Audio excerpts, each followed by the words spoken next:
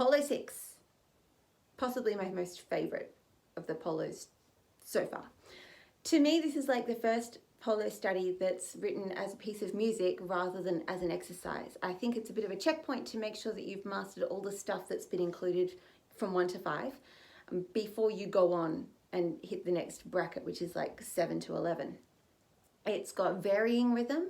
It's got a lot of different intervals. It has drones versus changing fingers, and it has moving crotchets where you're changing intervals and changing fingers from every note to every note. So like I said, I feel like this is a checkpoint. It's saying, did you get all the technical points that were in 1 and 2 and 3 and 4 and 5? Okay, great. Here's 6. It brings them all together, and this is where you evaluate how good your practice has really been till now. Time signature, 3/4. Hold on, isn't that? Oh, that's new. Up until now, we've only been playing in common time, so we've had a very solid feeling of 1, 2, 3, 4, 1, 2, 3, 4. Now we have a more lyrical feeling, 1, 2, 3, 1, 2, 3. Useful to know, because if you don't know there are 3 beats in every bar, then you're going to play a very interesting version of this. Key signature, 1 flat, B flat. So are we in F major or are we in D minor? I really hope you said F major. If you said D minor, just stop this now. We can't be friends anymore. No, there is a brief modulation to D minor, and that's pointed out in the second line where there are C sharp accidentals, 4th bar and 5th bar, sorry. But the majority of this is sitting calmly and comfortably in F major. So even though there's a flat in the key signature, it's cheerful, okay? Don't fall into the trap of thinking that flats mean sad. Flats just mean flats. It's the key signature and whether that correlates to major or minor that tells you happy or sad and influences how you play it accordingly. We have dotted rhythm. I believe that's new. We haven't played dotted rhythm up until now. Okay, cool. And yeah, we've done things like the finger walking to someone else's spot, but we've got more of that in this. We have second finger moving from half position first. We have a third finger moving from half position, or moving into half position. A couple of low 3s to play the B natural and the C sharp. Okay. Again, several plans of attack. Your preferred mode might just be to play the first 3 notes, and then the first 3 notes, and then the first 6 notes, and then the first 9 notes. Or it might be to play the top line or the bottom line, or I don't know. Okay, there's lots of different ways you can attack this. My preferred idea is always to get rid of the slurs. Don't need the bowing to start with. It's not absolutely integral. The intervals here are a little tricky in the first line. So let's just practice this idea, please. Set up your first chord, which is the F natural to A, which is really easy. There's nothing difficult about that. But your next chord requires you to set your third finger a tone away and your first finger a tone away. And that's a little bit uncomfortable. So it's worth practicing. Set, set. Do that again. Ready, play. Set, set. I'm always setting my third finger first and then the first finger, because my hand's in that nice position, already reaching to the D string and focused on D string. Put the D string finger on, then relax back a little bit for the A string finger. And then set the D string finger on. Oh, it's a tone away, it's 4th finger. If any of your notes sound weird, it's going to be this problem. The most common error I ever hear here is, yeah, so D string, tone, release the second finger. Good, quite difficult to play on, that hurts. Release the 2, pivot slightly on the third finger. Let's play the first 3 chords slowly. I'm going to go busy, busy, stop, stop on each one just so I've got some thinking time. Ready, play. 3, 1, 4, 2. Again. 3, 1, 4, 2. One more time, ready, play. 3, 1, 4, 2. If your 3 or your 4 aren't ringing, stop. Practice just the and fix it. There's no point going any further on until you have those 3 notes really well in tune. Once you've got them, let's get going. First 6 notes. 1, 2, 3.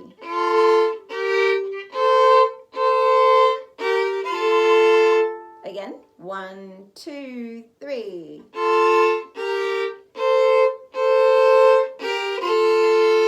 Oh, I lied. I put the slur in. Sorry. I am not playing it legato though. I'm stopping to change my fingers cleanly because that's an acquired skill, right? Again.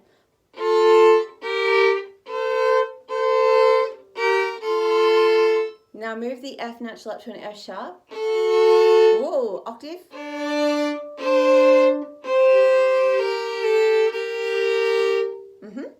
Let's just play the top line for a second.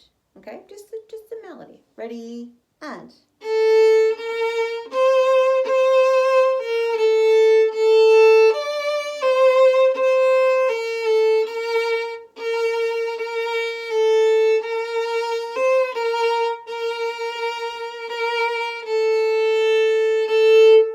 Okay, that's our first phrase, top line only. Now let's play bottom line only. It sounds almost the same because a lot of these intervals are thirds. Ready, and.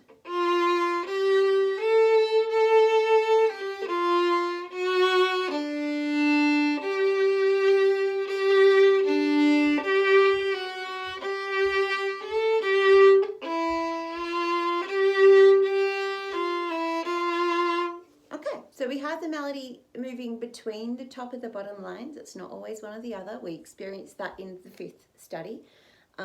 So make sure you're fluent with 5 before you play 6 because they're directly related to each other. If 5 is struggling, 6 will struggle really hard and that's just not fun.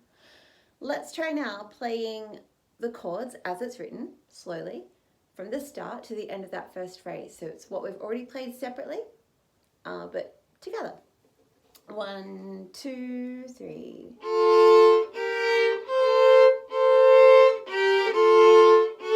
Octave.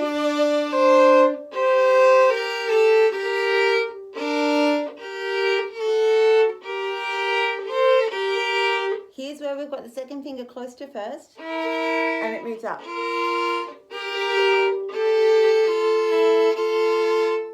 Cool. Yeah, just watch that sticky spot right at the start of the second line where we play a B flat, second finger plays E, which rings. Yeah, often it's a little bit too sharp because second finger and first finger spot.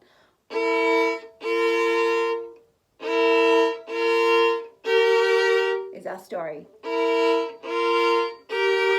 So we're playing against the B flat drone.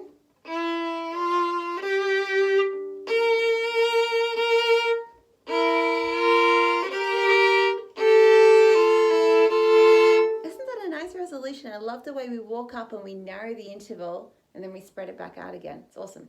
Okay, next phrase, starting with the 6th.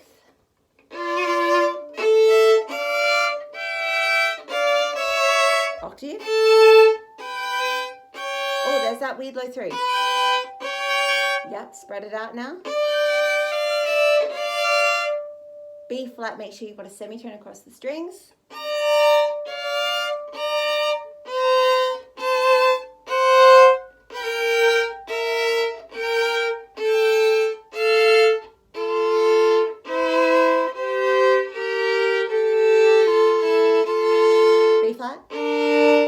On the G, be careful here. Oh, sorry, I forgot to swap my fingers.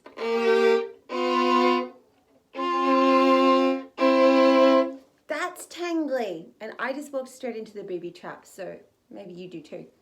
At the end of the 3rd line, we've got this B flat and D. Pivot, B flat on the G string with your 2nd finger, ringing G on the D string with 3rd finger.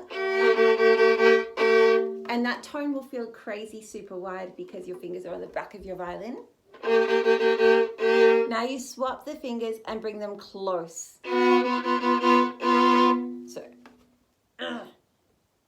say bring them close, they're not actually a semitone apart because you're playing like an F natural, which is an absolute F natural, and you're playing a B natural, which is another absolute note.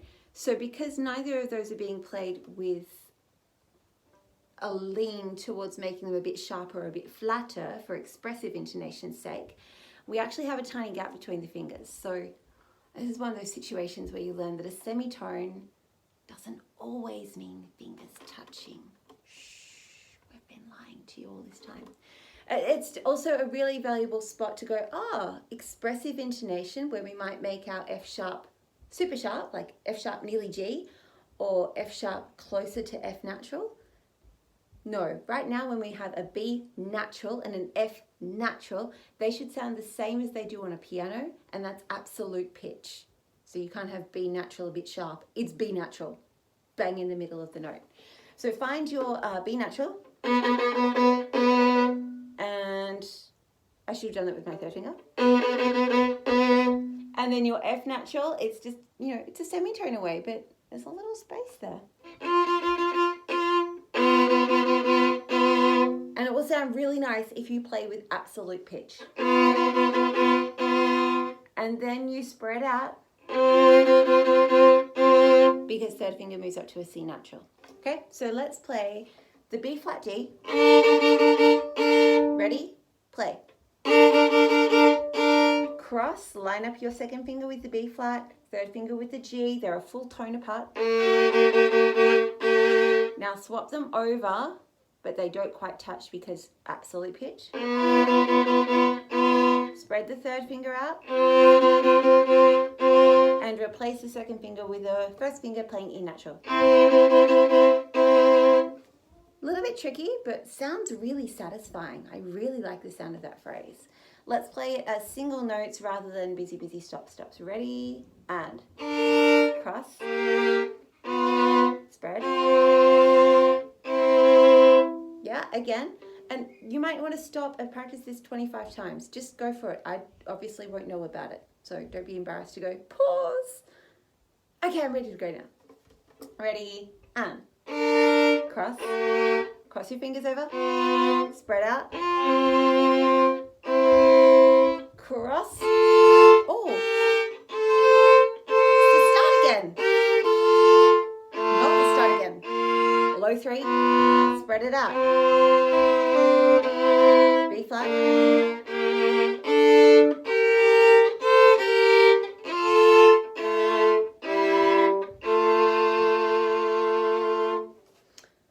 Okay, I'm going to go from beginning to end. I don't think there's anything awful in here. The crossing over fingers is a little tricky, but it's not new. It's just tricky, right? Something that takes a little extra practice no matter where we bump into it. I'll play from the start again. Make sure you're aware of which notes should ring and which notes should not. Not a bad idea to grab a highlighter and highlight all your G's and D's and A's and E's, so that you think, oh, that third finger didn't ring. Oh, better fix it. Or, oh, that fourth finger, that's an A, it should ring. Make sure you've got the resonance triggered on those notes.